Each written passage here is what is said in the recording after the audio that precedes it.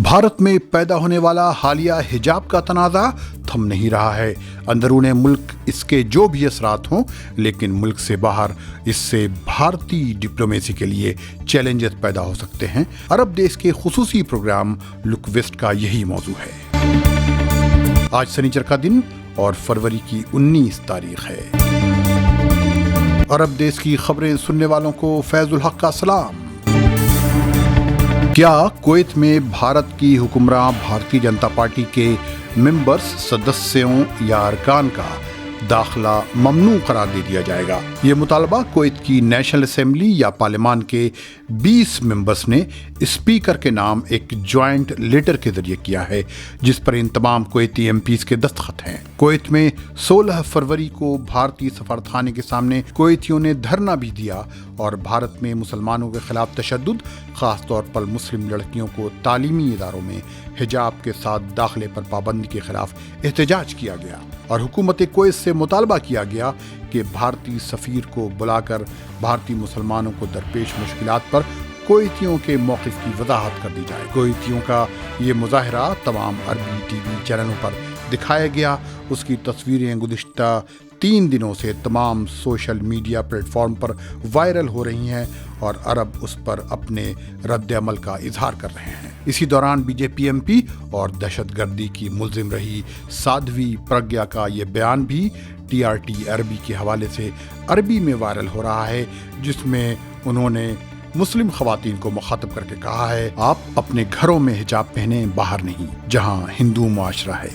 हिजाब उन लोगों के दरमियान पहने जो आपको बुरी नज़र से देखते हैं। तकरीबन रोज़ ही भारत में हिजाब ममनू, भारत में मुस्लिम खवातीन पर जुल्म, भारतीय सामान का बाइकॉट, भारतीयों को खलीज में नौकरियों से निकालो, भारतीय मुसलमानों की मदद करो जैसे हैशटैग अरबी में ट्रेंड कर रहे हैं। अच्छा, एक और बात और ज़रा तफसील से, भारत और भारतीय पाकिस्तान को तो नज़रअंदाज कर सकते हैं, लेकिन दूसरे पड़ोसी मुल्कों को नहीं, ख़ास तौर पर इस वक्त जबकि नेबरहुड फर्स्ट या पड़ोसी पहले वाली पॉलिसी मुल्क की डिप्लोमेसी का अहम हिस्सा है।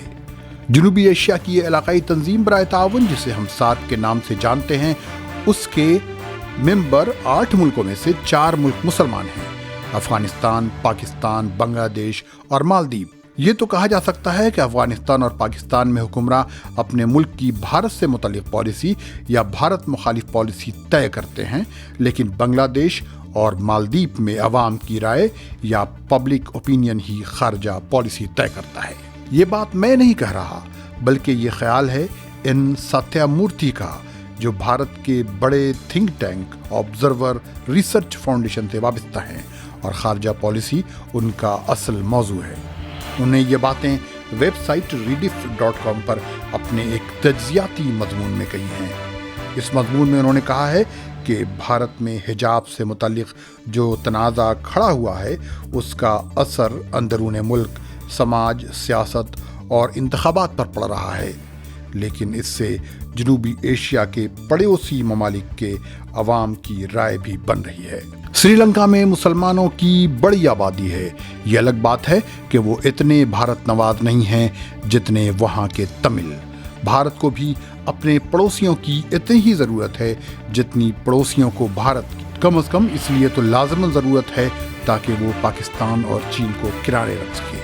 अगर गौर किया जाए तो अफगानिस्तान और पाकिस्तान के अलावा सार्क के दूसरे 5 ममालिक भी भारत के लिए नेशंस ऑफ कंसर्न हैं। सत्यामूर्ति ने कहा कि पाकिस्तान भारत के खिलाफ नुक्ताचीनी का कोई मौका हाथ से जाने नहीं देता, लेकिन ये बात पाकिस्तान से भी आगे की है।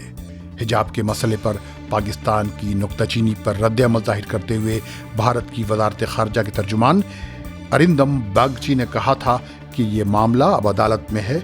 भारत में जब हिजाब का तनाज़ा पैदा हुआ था तो हुकूमत पाकिस्तान ने वहाँ भारतीय सफारतकार को तलब करके सख्त सुस्त बातें कही थी। सत्यामूर्ति ने कहा कि भारतीय हुकूमत ये कहकर कि ये तनाज़ा अदालत में या सबजुडिस्ड है, लोगों को इस पर खामोश करने की कोशिश कर सकती है और शायद ऐसा कर रही है, لیکن ملک سے باہر وہ لوگ بھارت کو اس مسئلے پر نکتہ چینی کا نشانہ بنا رہے ہیں روک نہیں سکتی، اس لیے کہ کنٹیمپٹ آف کورٹ کا قانون ان پر لاگو نہیں ہوتا۔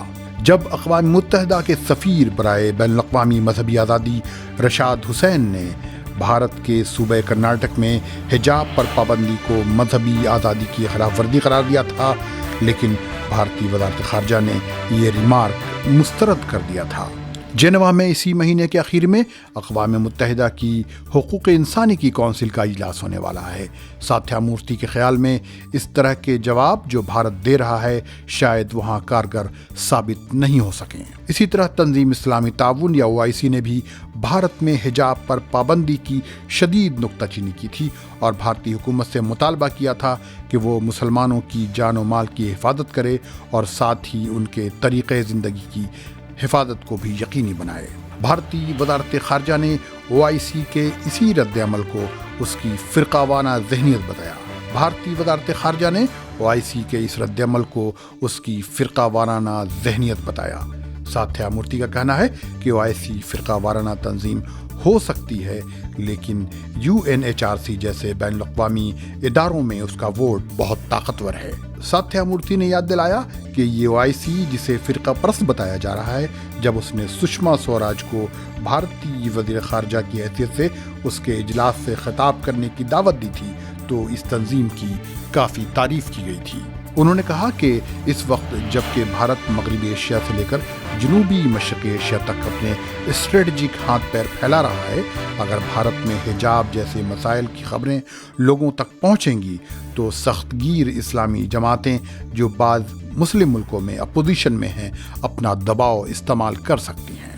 لیکن بھارت میں لوگ حجاب کو سمجھیں یا نہ سمجھیں، توجہ انہیں اتروانے پر دے رہے ہیں۔ کہیں ایسا نہ ہو کہ جب ان مسلم عورتوں سے پوچھا جائے کہ آپ کے پردے کا کیا ہوا تو اکبر الہ آبادی کی زبان میں یہ نہ جواب دیں کہ عقل پہ مردوں کی پڑ گیا۔ اگر آپ نے یہ چینل اب تک سبسکرائب نہیں کیا ہے تو اسے ابھی سبسکرائب کر لیں اور ساتھ ہی بیل آئیکن پر بھی کلک کر دیں تاکہ آپ کو اپڈیٹس وقت پر ملتی رہیں۔